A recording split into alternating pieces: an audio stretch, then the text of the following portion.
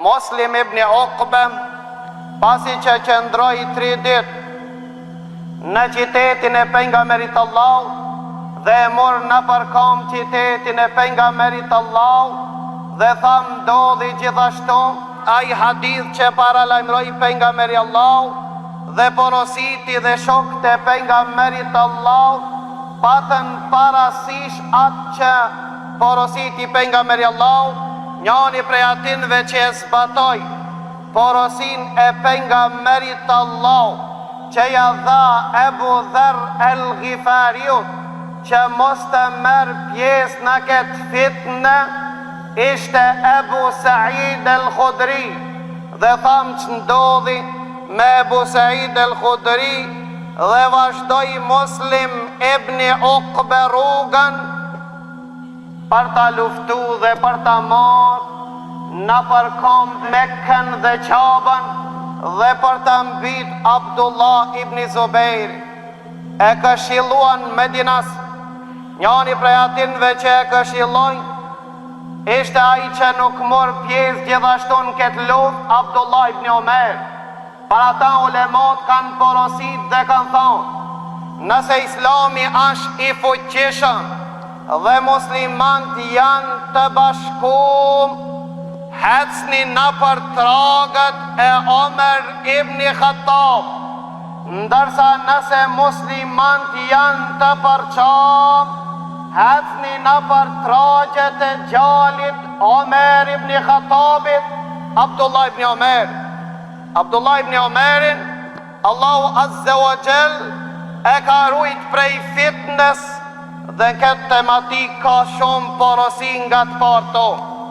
E këshilluan Muslim ibn Uqba, mirë po dënimi Allahut Azza wa Jall, Muslim ibn Uqban do të zënë vetëm pas disa ditë. O nisë për Mekke prej Medinës, për ta luftu Abdullah ibn Zubairin, i cili patmet i vetëmi që bante rezistencë dhe nuk ja jipte besatimin Jezid ibn Muawiyah.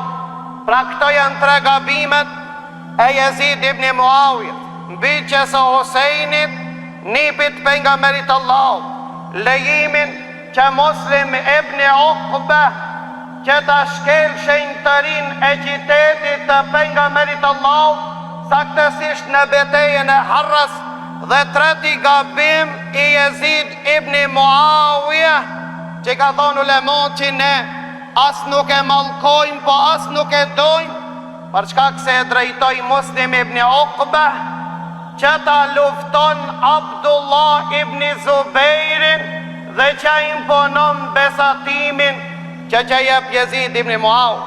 Mirë po tha pejgamberi Allah, ai cili e frikson banorët e Medinës, ka për të shkrizit shkrijet kripa në ujë.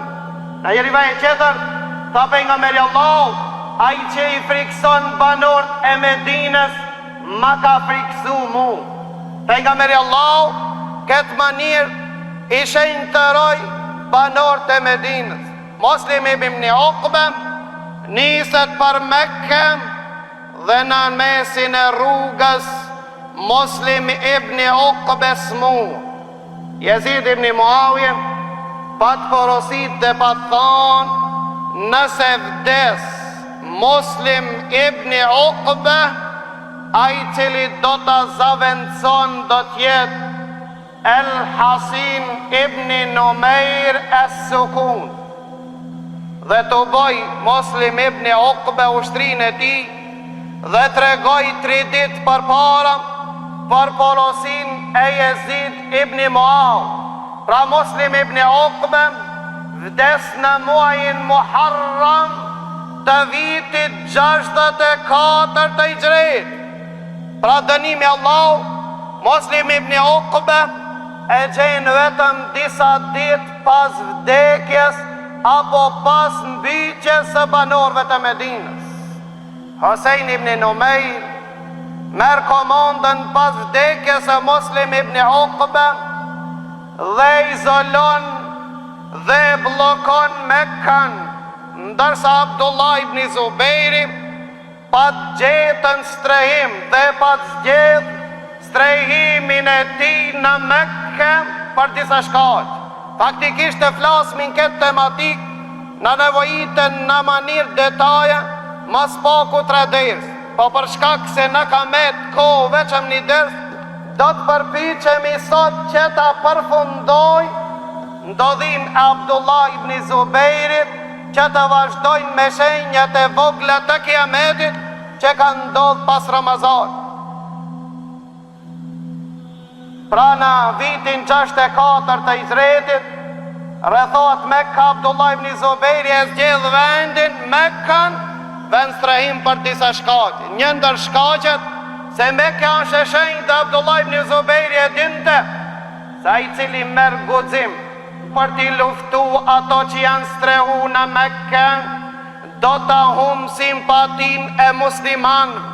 Për këtë arsye Abdullah ibn Zubejri zgjodhi dhe këshilloi Husejnin, koronist për Irak, tha vllavi jam, ku po shkon, në atë vend që ta kanë mit babën tanë dhe kanë tentu diherë të mbisin vllavin tanë.